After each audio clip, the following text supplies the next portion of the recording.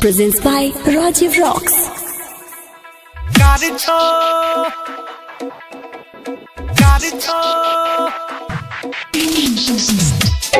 गोरी नहीं समान तो हकार छो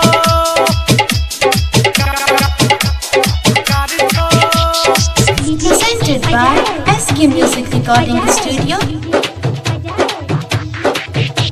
लगा हाथों की रिम चमका नहीं है सकीन, चमका नहीं है सकीन। लगा हाथों की रिम चमका नहीं है सकीन, चमका नहीं है सकीन। लगा हाथों की रिम चमका नहीं है सकीन, लगा हाथों की रिम चमका नहीं है सकीन। एक पाउडर लगाना नहीं बेकार छो, सब झलक तो हर यार पार छो।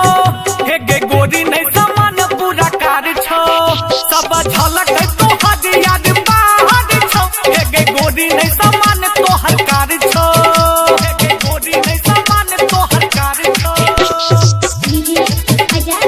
कार छो। एक गोरी नहीं समान तो हर कार छो, कार छो।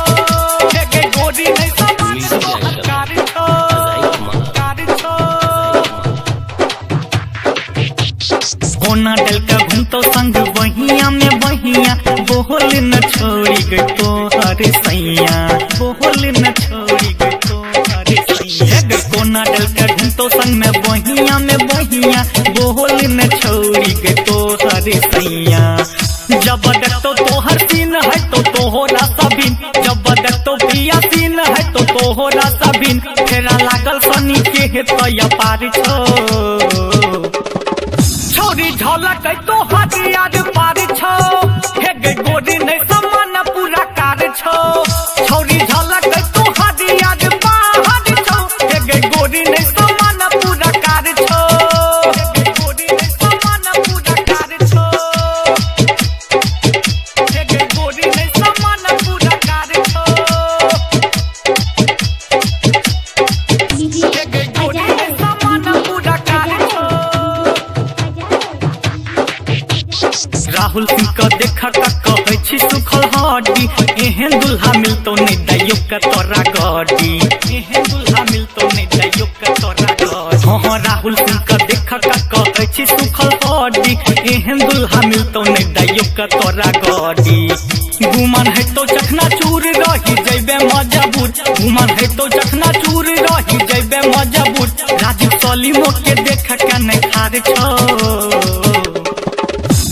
झलक तो हथियार पार छो। छोरी गोरी नहीं समान पूरा कार छो, एक झलक तो हथियार बाहर छो। छोरी गोरी नहीं समान पूरा कार छो, कार छो।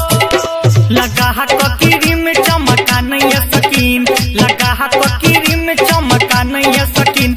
एक पाउडर लगाना नहीं बेकार छो, सब झलक तो हथियार पार छो। गोरी नहीं समान पूरा कार छो, सब झलक